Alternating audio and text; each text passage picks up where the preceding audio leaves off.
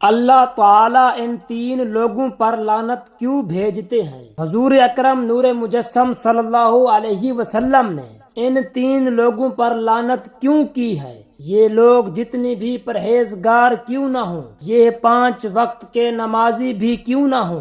بسم اللہ الرحمن الرحیم۔ السلام علیکم ورحمۃ اللہ۔ محترم ناظرین، حضرت عبداللہ بن عباس رضی اللہ تعالی عنہ سے روایت ہے کہ پیارے آقا صلی اللہ تعالی علیہ وآلہ وسلم نے ارشاد فرمایا، اپنے بچوں کو سب سے پہلے لا الہ الا اللہ بولنا سکھاؤ اور انہیں موت کے وقت بھی لا الہ الا اللہ کی تلقین کرو، کیونکہ جس کا پہلا اور آخری کلام لا الہ الا اللہ ہو اور پھر وہ 1000 برس بھی زندگی گزارے تو اس سے ایک گناہ کے بارے میں بھی نہیں پوچھا جائے گا۔ حضرت سیدنا ابو ہریرہ رضی اللہ تعالی عنہ سے مرفوعاً روایت ہے کہ جب مریض پر مرض شدید ہو جائے تو اس کو کلمہ طیبہ زبردستی نہ پڑھاؤ، بلکہ اسے تلقین کرو، یعنی اس کے پاس پڑھتے رہو، کیونکہ کبھی کسی منافق کا خاتمہ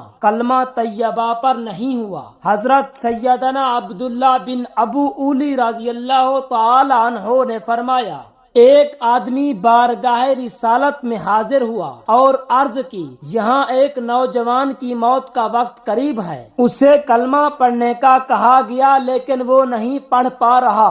آپ صلی اللہ تعالی علیہ وسلم نے پوچھا، کیا وہ اپنی زندگی میں کلمہ نہیں پڑھتا تھا؟ لوگوں نے عرض کی، کیوں نہیں، ضرور پڑھتا تھا۔ آپ صلی اللہ علیہ وسلم نے ارشاد فرمایا، تو پھر کس چیز نے اسے وقت موت کلمہ پڑھنے سے روک دیا؟ پھر آپ صلی اللہ تعالی علیہ وآلہ وسلم اس نوجوان کے پاس تشریف لے گئے اور ارشاد فرمایا، نوجوان لا الہ الا اللہ کہو۔ اس نے عرض کی، میں یہ نہیں کہہ پا رہا۔ ارشاد فرمایا، کیوں؟ عرض کی، میں ماں کا نافرمان رہا ہوں۔ آپ صلی اللہ علیہ وسلم نے پوچھا، ماں زندہ ہے؟ اس نے عرض کی، جی ہاں۔ چنانچہ اس کی والدہ کو بارگاہ نبوی صلی اللہ علیہ وسلم میں حاضر کیا گیا۔ آپ صلی اللہ تعالی علیہ وآلہ وسلم نے اس سے فرمایا، یہ تمہارا بیٹا ہے؟ اس کی ماں نے عرض کی، جی ہاں۔ ارشاد فرمایا، اگر ایک زبردست آگ جلائی جائے اور تم سے کہا جائے کہ اگر تم راضی نہ ہوئی تو اس نوجوان کو آگ میں ڈال دیں گے تو تم کیا کرو گی؟ وہ عرض گزار ہوئی، پھر تو میں اسے معاف کر دوں گی۔ ارشاد فرمایا، پھر تم اللہ تعالی اور ہمیں گواہ بنا کر کہو کہ تم اس سے راضی ہو گئی ہو۔ اس ماں نے عرض کی، میں اپنے بیٹے سے راضی ہوں۔ پھر آپ صلی اللہ تعالی علیہ وآلہ وسلم نے اس نوجوان سے فرمایا، لا الہ الا اللہ کہو۔ اس نے لا الہ الا اللہ کہا تو آپ صلی اللہ تعالی علیہ وآلہ وسلم نے فرمایا، تمام تعریفیں اس خدا کے لیے ہیں جس نے میرے طفیل اسے جہنم سے بچا لیا۔ ایک آدمی کو وقت وفات کلمہ پڑھنے کی تلقین کی گئی تو اس نے کہا، میں نہیں پڑھ سکتا، کیونکہ میری نشست و برخاست ایسے بڑے لوگوں کے ساتھ تھی جو مجھے حضرت سیدنا ابو بکر و حضرت سیدنا عمر رضی اللہ تعالی عنہما کو برا بھلا کہنے کا کہتے تھے۔ قرآن پاک میں شیطان پر لعنت کی گئی ہے، کیونکہ وہ اللہ کے حکم کے خلاف بغاوت کرتا ہے اور انسانوں کو گمراہ کرنے کی کوشش کرتا ہے۔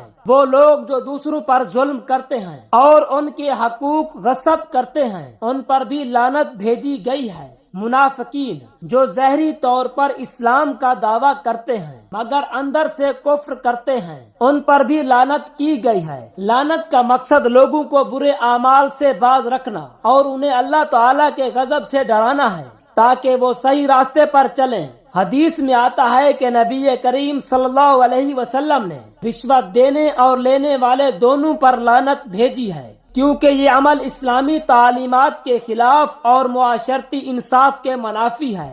ظالم حکمرانوں پر بھی لعنت بھیجی گئی ہے جو اپنی رعایا پر ظلم کرتے ہیں اور اللہ تعالیٰ کے احکام کی پیروی نہیں کرتے۔ حدیث میں آتا ہے کہ نبی کریم صلی اللہ علیہ وسلم نے شراب پینے والے، فروخت کرنے والے اور اس کے کاروبار سے وابستہ لوگوں پر لعنت بھیجی ہے۔ اللہ تعالیٰ نے رشوت دینے والے اور لینے والے دونوں پر لعنت فرمائی ہے۔ بحوالہ سنن ابی داؤد حدیث نمبر 3580، رسول اللہ صلی اللہ علیہ وسلم نے جھوٹی گواہی دینے والے پر لعنت فرمائی۔ بحوالہ صحیح مسلم، اس شخص پر لعنت جو اپنے والدین پر لعنت بھیجتا ہے یا ان کے ساتھ بدتمیزی کرتا ہے۔ اس شخص پر لعنت جو اللہ کے حلال کیے ہوئے کسی چیز کو حرام کرتا ہے، یعنی وہ چیزیں جنہیں اللہ نے جائز قرار دیا ان کو حرام قرار دیتا ہے۔ اس شخص پر لعنت جو زمین کی حدود کو ناحق تبدیل کرتا ہے، یعنی دوسرے کی زمین یا جائیداد میں ناجائز مداخلت کرتا ہے۔ حضرت سیدنا ابو ہریرہ رضی اللہ تعالی عنہ سے روایت ہے کہ حضور نبی اکرم صلی اللہ تعالی علیہ وآلہ وسلم نے فرمایا،